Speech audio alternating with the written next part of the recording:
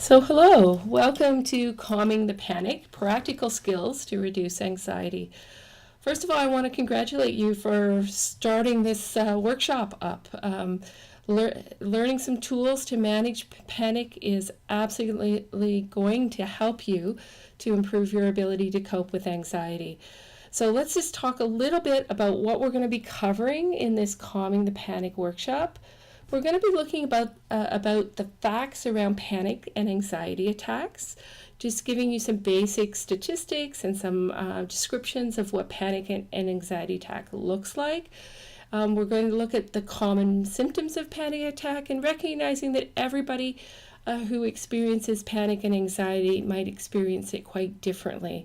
I certainly have had students that have come and talked to me and they'll say I have panic attacks, but nobody knows that I'm experiencing a panic attack. It's all very much an internal experience. So we're going to look at those common symptoms of panic. But the bulk of the presentation, and probably why you've clicked on this presentation, is we're going to talk about coping strategies, ways to calm down your mind and your body, to calm down the anxiety, and hopefully to prevent panic attacks. So my goal in presenting this information is to help you to reduce the intensity and the intensity and the frequency of panic attacks. And there's lots of strategies in here around managing anxiety so that it doesn't get so intense that a panic attack happens. So that's my goal in this presentation, is to give you lots and lots of tools to calm down the anxiety and better manage this experience of anxiety and panic.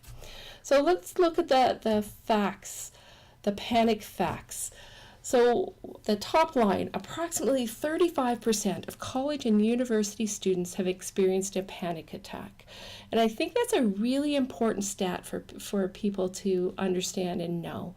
That means more than one third of college and university students have experienced a panic attack. So if you're in a university lecture hall with 600 people, that means 200 people have had a panic attack. I think that's a really important thing to remember, that you are not alone, that many of your colleagues and friends might have experienced a panic attack. It's described as the worst feeling that I've ever had, and it certainly feels that way. It's an intense experience.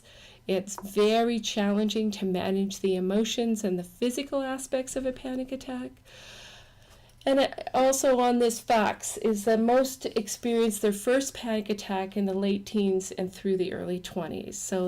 So that is a really common time, and I think part of that is that there's so much transition and so much change. You're leaving your home community, you're leaving your family, you're coming to university. Maybe it's the first time that you've had a roommate, the first time that you've had to consistently every day cook for yourself.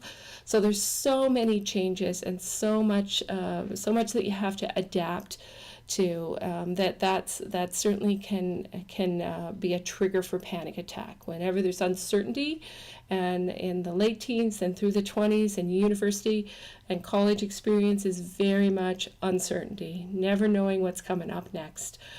And that panic attacks tend to increase in frequency, severity, and duration if you don't get some treatment.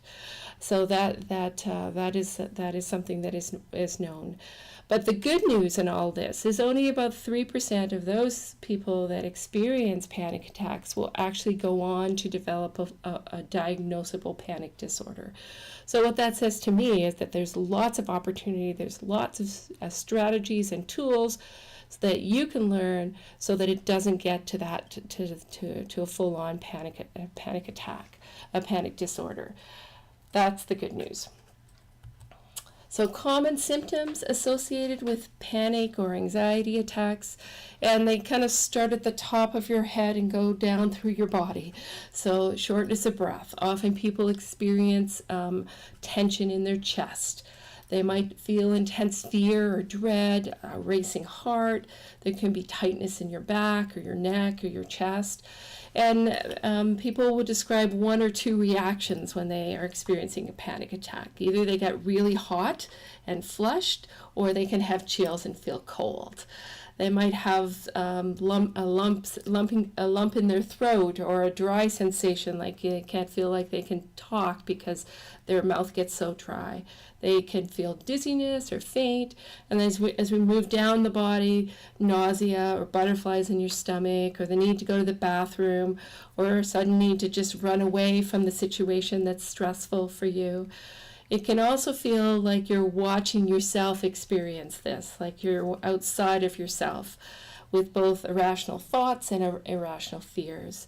And your body can shake or tremble. And again, not everybody experiences all of these symptoms, and some of those symptoms that they are only experiencing internally. If someone were to see them, they would not know that you're having a panic attack, because it's all of an internal experience. So those are the common symptoms.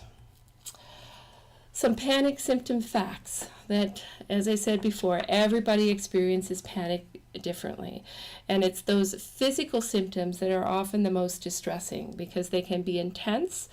And if you're having an intense racing heart, it's really easy to misinterpret that racing heart as something's wrong with my heart, or I'm having a heart attack.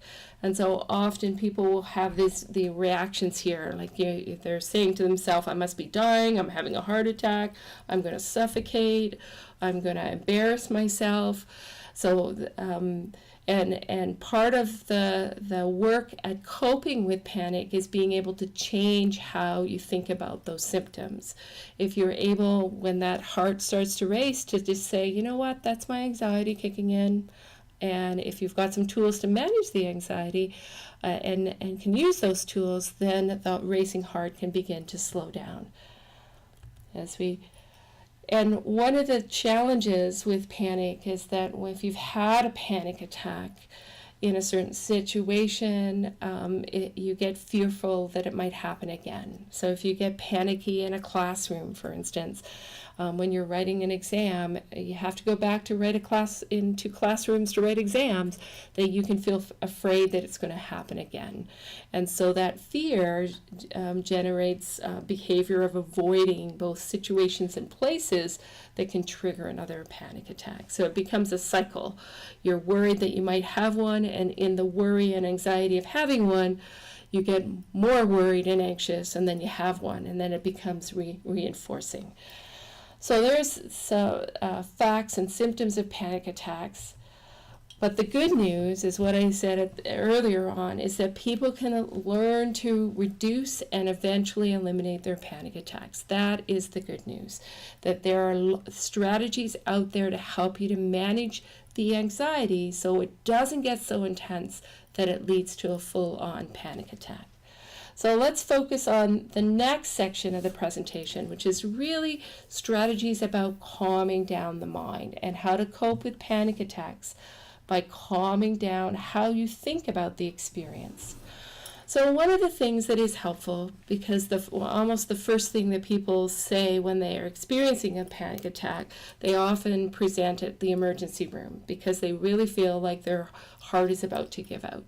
So one of the things that is helpful to do is to go and talk with a physician about what you're experiencing. To check in with a physician so that they can rule out any medical reasons that might be contributing to the symptoms that you're experiencing.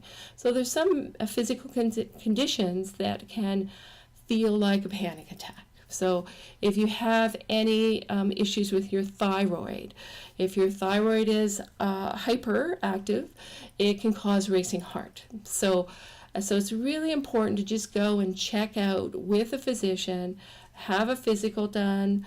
They will check your heart. And so when your heart starts to race, when you're anxious, you can say, wait a second, I've had a physical, my doctor's checked out my heart, everything is okay. So that can actually bring some relief. So knowing the results, that there is no medical concerns, can bring a great deal of relief to people. It's like, I don't need to worry about my heart, I just need to learn how to manage this anxiety that's causing stress for me. So, learning about panic attacks, as it says here.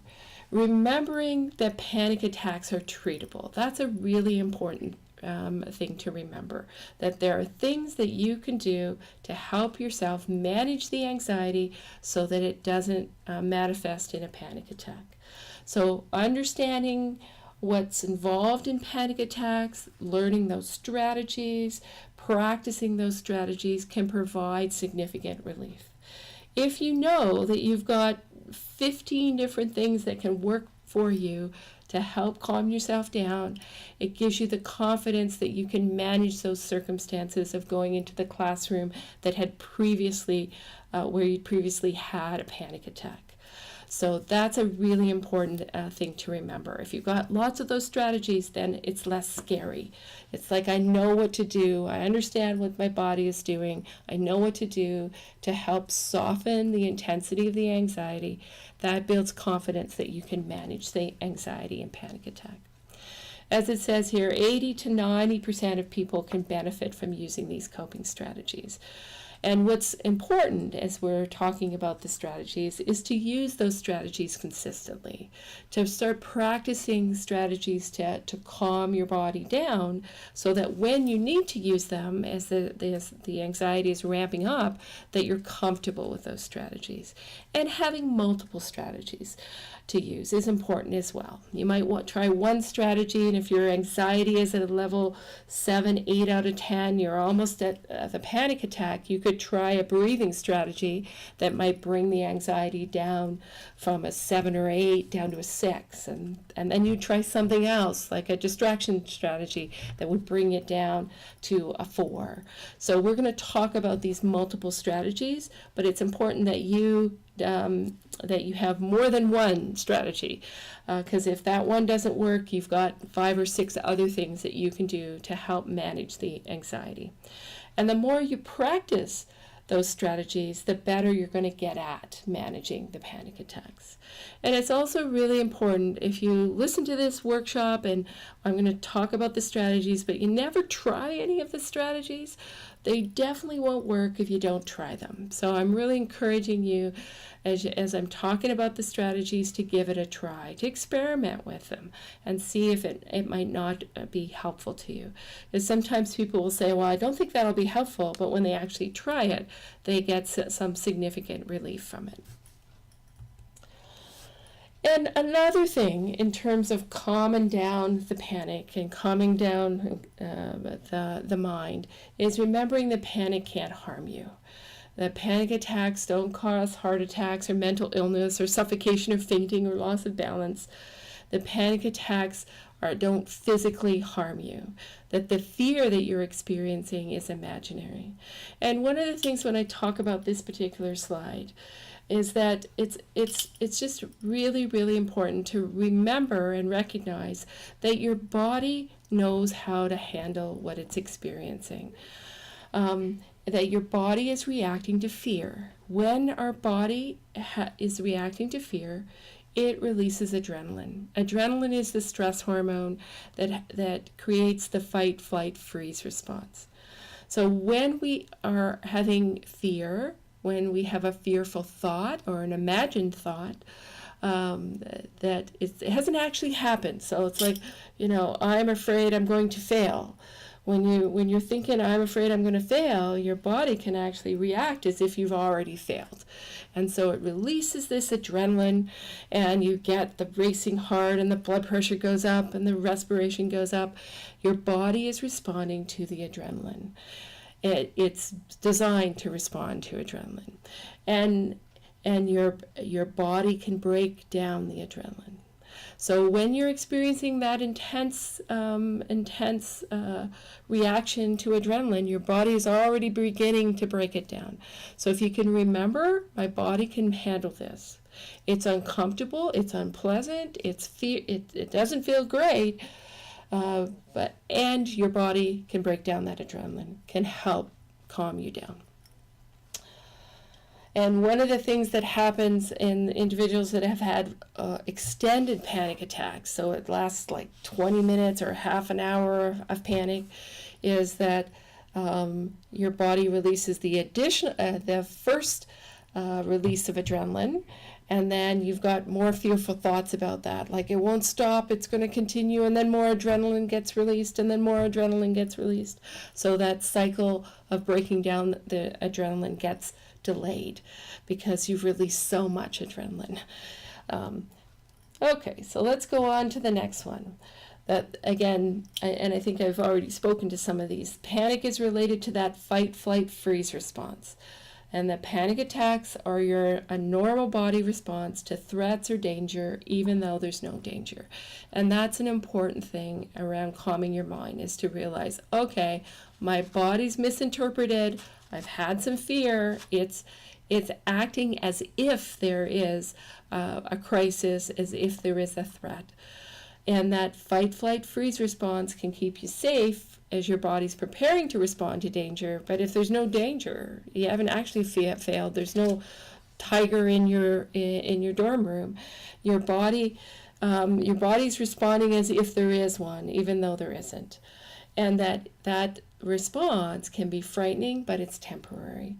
And if you can use the strategies when you recognize your body's released adrenaline, if you can use some of the breathing techniques, the distraction techniques, your body starts to calm itself down as the adrenaline is broken down. So that's an important piece. It's frightening, but it's temporary, and that you can learn the strategies to calm yourself down. Another way of calming down the mind is the strategy of letting go, of trying to stop all the symptoms. Often when people are experiencing intense anxiety, they want it to stop. They may even berate themselves, like, I'm doing it again. This isn't fair. It shouldn't be happening. And so being able to stop, to let go of trying to stop the symptoms. Because if you're frustrated, if you're angry, that can release more adrenaline into your body, right? So the points here is when adrenaline's released into your body, it takes time to break down. And those symptoms usually peak between 3 and 5 minutes. And then after 3 to 5 minutes, things will start to calm down, provided that you don't add more adrenaline with more fear. But if you can remember when your heart starts to race, wait a second, my body's released adrenaline, it's going to just take me a few minutes and things will start to calm down. That's a helpful strategy.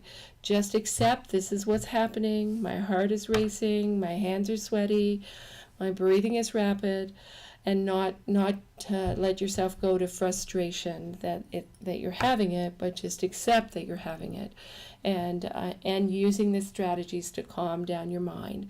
Even saying to yourself, "It's okay. I don't need to stop the symptoms. I just need to take one breath after the other, and soon this will pass." Having an accepting attitude towards the symptoms. Again, another strategy to calm your mind. Understanding that your body's not in danger. Your body knows what it's doing. It's responding to the release of adrenaline. Accept how your body's reacting. And part of the rest of the workshop is being able to develop strategies to calm down your mind and body, not fighting the symptoms. If you can just be with the symptoms, that will allow your body time to break down the adrenaline, and the symptoms will subside. So just being able to say, well, this is where I'm at right now. I just need to ride this out. It's going to be okay. Using positive, encouraging coping phrases, creating a list of coping statements. That is a really positive way to manage it. So as and to use those statements at the beginning of a period of heightened anxiety. So it's being able to say things to yourself. Those positive, encouraging coping phrases are kind of like water on the fire. When the anxiety is building up, there's an intensity there.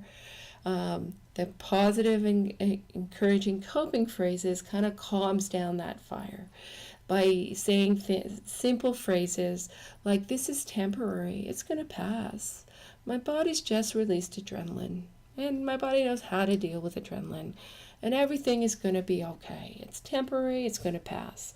So here's a list of some positive coping phrases. That's just my adrenaline kicking in. It's going to pass. I know what's going on in my body. I had a fearful thought. My body thought it was in danger. It released this adrenaline, and I just need to breathe through this, and it's going to pass. I know what I can do. I know what this is, and I can understand what's happening. I've dealt with it before, and it's going to pass. This one might be a little challenging. Oh, this is an opportunity for me to practice what I've learned, right? It is an opportunity when you've got heightened anxiety to try out the strategies. I can survive this. I've done it before. I can't stop the symptoms this instant, and I don't need to because I know they're going to pass. It's only my anxiety. I'm not going crazy. I just need to go with the flow. So for you to come up with some statements that work for you, right? And what I encourage students to do is to write them down, put them on their phone, share them with their friends. If you're feeling heightened anxiety as if a panic attack is coming, you can reach out to a friend. They can look at your list of coping statements and send one back to you in text or messaging. That they can support you and help you to get through it. And that you can just read those statements. Like just being able to pull up these statements and say, you know what, it's just my adrenaline, it's going to pass. That can help to calm things down. One of the ways of coping and calming down the mind is to use distraction. And one of the things that happens when people are experiencing intense anxiety, they tend to be hyper-focused on their body and their body sensations. So they can feel their heart racing in their throat, and they can feel they're focusing on the sweatiness of their hands. So it's important when that happens, to shift your focus from it. Because when we focus on a racing heart, it races more. So these distraction strategies can be really helpful at getting yourself out of focusing on the symptoms of the anxiety and the panic. So examples would be counting backwards from 3 to 99, or talking to a friend. Just being able to reach out to a friend, focus on, and you may not even have to share that you're feeling anxious but what you can do is just get them to talk and focus on what they're talking. Instead of focusing on the internal sensations that you're having, focus on them and what they're saying. And this last exercise, I'm just going to describe it, and then we'll do it. It's called 5, 4, 3, 2, 1. And what it does is it helps you get out of your head and get out of the physical sensations associated with anxiety and panic. So it's 5, 4, 3, 2, 1. You focus on, what do I see? 5 objects that I see in the room. You notice their color, their shape. You might notice how the light reflects or doesn't reflect off the object. And then 5 things that you hear, sounds that you hear, either in the room or outside of the room. And there may not be 5 sounds that you hear. And if there's not 5 sounds, you can hear some sounds more than once. And then 5 sensations, as your body's connected to the outside world. So we don't want you to focus on the sensation of the racing heart, because it's going to race more, or the sweaty hands. We want you to focus on the sensation of your feet connecting on the ground, or the sensation of your back resting against the chair, or the sensation of your hair against the side of your face. So we want to focus on your body connecting to the outside world. And the purpose of this distraction technique is to get you out of the focusing on the physical sensations, as well as getting out of focusing on the negative thoughts, the anxiety thoughts, the worry thoughts, the thought like this is going to go on forever, or I can't handle it thoughts. We just want you to focus on this moment in time, putting your attention in this moment in time. This moment in time can be okay. It's when we start to think about the past and worry about the future and focus on the intense internal physical sensations that it's not okay. So what I'd like to do is I'm going to do this exercise with you, and then you can see how it works for you. Okay, so let's do this distraction technique called 5, 4, 3, 2, 1. So start by putting your feet flat on the ground and just relax. So the first thing you want to do, and I'm just going to walk you through this exercise. It's called 5, 4, 3, 2, 1. You focus on 5 things that you see, 5 sounds that you hear, and 5 sensations as your body's connected to the outside world. So we don't want to focus on the racing heart or the sweaty hands. We want to focus on your feet connected to the ground, your back against the chair. And so we're going to begin. So just start by taking a deep breath in. So you want to breathe in through your nose and blow out through your mouth. And how about one more? Breathing in through your nose and blowing out through your mouth. And look around the room and notice 5 objects in the room. You might notice the color and the shape of the object.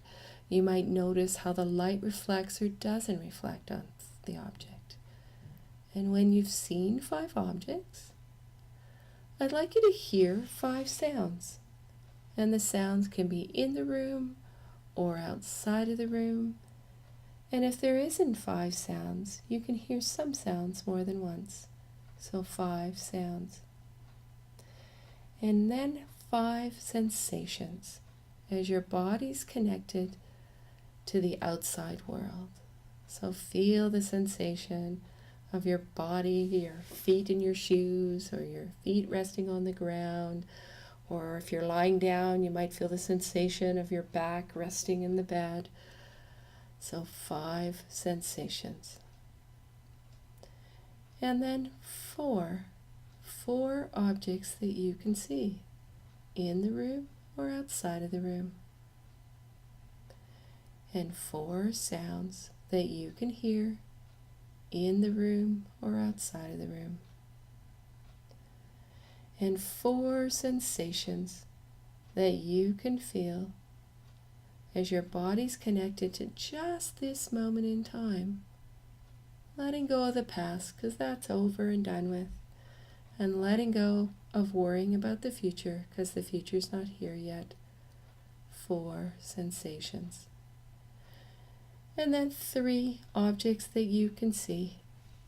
Their color, their shape. 3 sounds that you can hear. And 3 sensations that you can feel as your body's connected to this moment in time. And 2 objects that you can see, their color, their shape. 2 sounds that you can hear. And 2 sensations that you can feel. And 1 object that you can see, its color, its shape. 1 sound that you can hear. And 1 sensation that you can feel. And then just take a deep breath in and let it go. So I've hoped you've tried that strategy, the 5, 4, 3, 2, 1. It's a really powerful strategy that can work if you're feeling anxious, if you're feeling overwhelmed. It's something that you can do when you're sitting in a classroom, because nobody will know you're doing it. I've used this strategy with people that have called me up on the phone and they're so upset they can't tell me what's wrong. And I just walk them through this strategy. And usually by the time I get to 2 to 3, they've calmed down enough that they can tell me what's going on and what they're upset about. So please give this a try. It's a really helpful tool to help you to just ground in the present moment and to get out of the negative thoughts in your head, or get out of the sensations that you're feeling, and just ground in the present moment. Often people describe that they feel more relaxed when they do this. They kind of feel like their worry brain is lowered. The intensity of those worry thoughts are lowered, and their logical brain can kick in. and then their logical brain can help them to figure out what they need to do next. So definitely give this a try. It's a strategy that can be helpful, and you can even use it at nighttime lying down with the lights out, because you can say, what do I see? You can imagine what's in your room. So you can do it with lights out as well.